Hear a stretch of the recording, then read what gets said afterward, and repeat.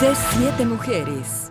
¿Cómo está? Muy buenos días. Muchísimas gracias por iniciar la semana. Muchísimas gracias por comenzar con nosotros en C7 Derechos Humanos. El día de hoy es el último programa que tenemos en una transmisión normal, porque a partir del próximo viernes 19 de diciembre, pues como servidores públicos nos vamos a dar unas vacaciones, así que estaremos dejando de transmitir para ustedes en vivo estos programas que hacemos todos los lunes, hablando por supuesto de la mujer y que nos ayuda a transmitir el Instituto Jalisciense de las Mujeres. El día de hoy trataremos un tema muy interesante y es precisamente los derechos de la mujer. ¿Qué tan avanzados estamos en el tema? ¿Cómo podemos hablar de esto en México, que es muy diferente muchas veces cuando empezamos a hacer algunas comparaciones? Y para hablar del tema, agradezco por supuesto que esté con nosotros Ana Rodríguez Chapula. Ella es encargada del programa para la igualdad entre mujeres y hombres. Muy buenos días, Ana. Gracias, buenos días por la invitación. Gracias por la invitación. Digo, no sé si estoy en lo cierto, pero a veces es difícil compararnos con los hombres. Siempre la comparación es nuestro punto de referencia para saber cómo andamos en derechos humanos. ¿Estamos en lo correcto?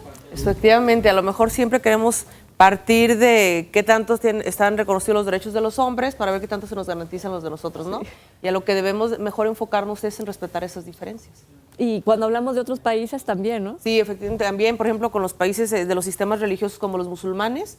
Ahí si nos comparamos, por ejemplo, vemos los avances que ha tenido México, tanto en normatividad como de hecho, ¿verdad? Porque a veces el que esté en la ley no garantiza que ya estén protegidos los derechos de las mujeres, pero culturalmente también nosotros tenemos más apertura que los países musulmanes, por ejemplo. Sí, no, sin duda, mucho, se nota, sí. Es muy diferente.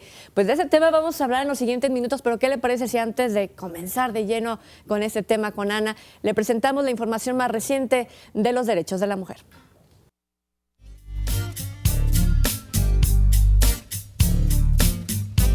El gobernador del estado, Jorge Aristóteles Sandoval Díaz, entregó el Premio Jalisco 2013-2014 a 7 jaliscienses líderes que destacan en diferentes ámbitos de la sociedad.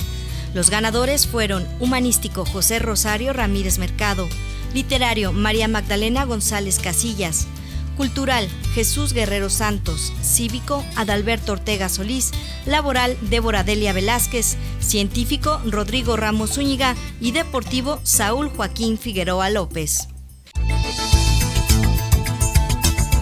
La caravana de mujeres avanzando rumbo al bienestar atendió a 291 mujeres en la plaza principal de la colonia Coyula del municipio de Tonalá, en diferentes módulos de 22 dependencias y organismos del gobierno del estado, los cuales ofertan diversos servicios en salud física y mental, educación, ingreso económico y asesoría jurídica. Lorena Cruz Sánchez, presidenta del Instituto Nacional de las Mujeres, se reunió con las participantes del Proyecto Nacional de Empoderamiento Político, a quienes explicó que este se diseñó con el objetivo de fortalecer los liderazgos de las mujeres y brindarles herramientas que contribuyan a su acceso a cargos de elección popular. El proyecto aborda temas como perspectiva de género en campañas electorales, ejercicio de toma de decisiones, aprovechamiento de redes sociales, estrategia de comunicación y promoción territorial, entre otros. Por supuesto, Ana, y creo que no lo comenté, pero viene de la Comisión Estatal de Derechos Humanos. No te presenté así, ¿verdad? No, un programa bueno. Nosotros tenemos a la Comisión de Derechos Humanos todos los viernes en punto de las 10 de la mañana, pero cuando empezamos a hablar del trabajo que hace la Comisión con el Instituto Jalisciense de las Mujeres, es muy importante ahí la relación que tienen unas con otros, ¿no? Sí, porque fortalecemos los lazos con relación a la promoción y cultura de los derechos humanos, con especial atención a las mujeres. El Instituto Jalisciense promueve el respeto a los derechos y ustedes saben, pero si por mucho, ¿cuáles son los derechos de la mujer? ¿Cómo lo interpretamos? Sí, bueno, los derechos humanos, para empezar, antes de empezar a hablar de específico del grupo vulnerable que son las mujeres, los derechos humanos son las facultades que tenemos todas las personas por el simple hecho de serlo. Es decir, que no importa mi condición biológica, si soy hombre o soy mujer, mi condición social, mi ideología, mi nacionalidad, si pertenezco a una etnia, etcétera. Los tengo por el simple hecho de ser personas. Y el hablar de derechos humanos de las mujeres es porque a lo largo de la historia en todos los países, como ahorita tú comentaste, dijiste, hay otros países que se diferencian de México en algunas situaciones de proteger o no los derechos, pues los países empezaron a identificar que en todo el mundo se violentaba un grupo en específico.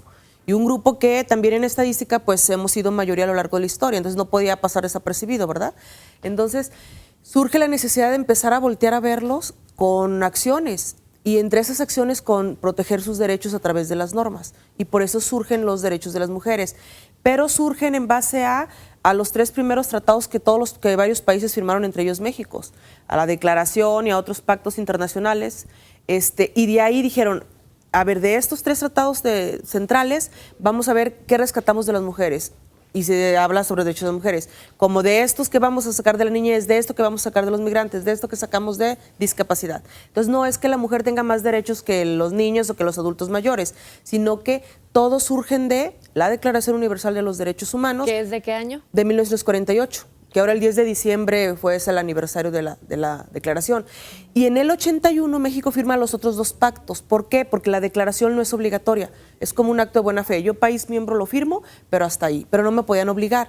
Entonces la ONU dijo, tenemos que crear otros documentos que ahora sí sean vinculantes.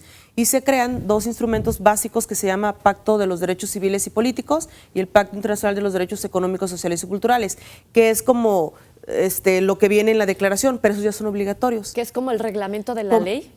Pudieras, no, bueno, no sería el comparativo, sino que son los instrumentos que ya son obligatorios. El otro es como de buena fe.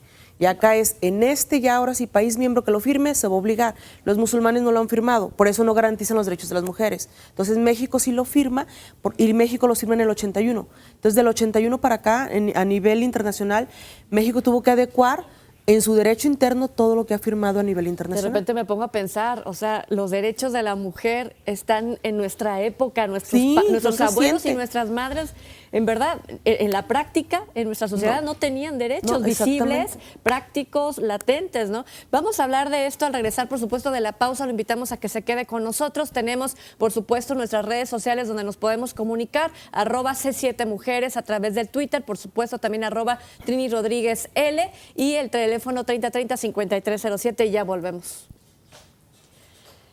Sí.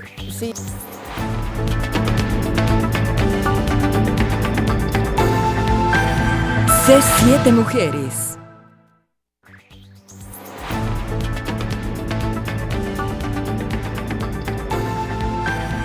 C7 Mujeres. Estamos platicando con Ana Rodríguez de la Comisión Estatal de Derechos Humanos, hablando de términos que los podemos tocar más adelante, ¿no? Igualdad, paridad y equidad, ¿no? Son temas o términos que podemos decir son iguales, pero no. Conforme va avanzando la ley, se van aplicando.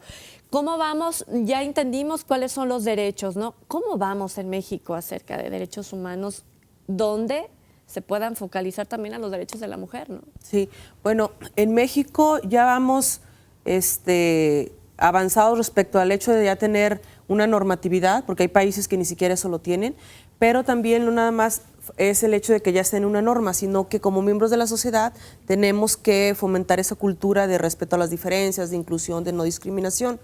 Por ejemplo, este año celebramos el 61 aniversario del voto femenino, donde en el 53 pues se le reconoce a la mujer el derecho al voto. 43. En el 53. Ah, ok. Pero solamente fue el derecho al voto. O sea, ahí nos vieron como cuota de género. Ah, mira, son muchos, en lugar de que voten 10 van a votar 20, ¿no? Entonces, era fuerte eso porque no era, entonces ver a la mujer como persona, como ser humano.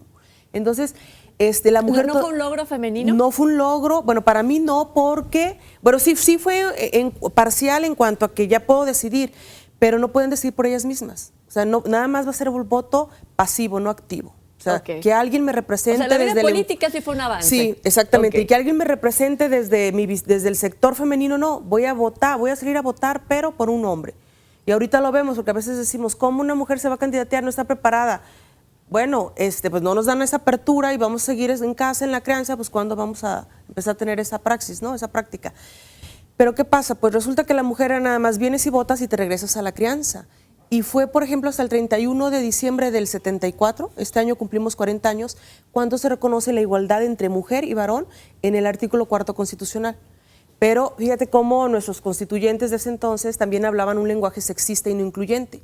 Al hombre le resaltan su estatus y le ponen varón. A la mujer le resaltan la parte biológica y le ponen mujer.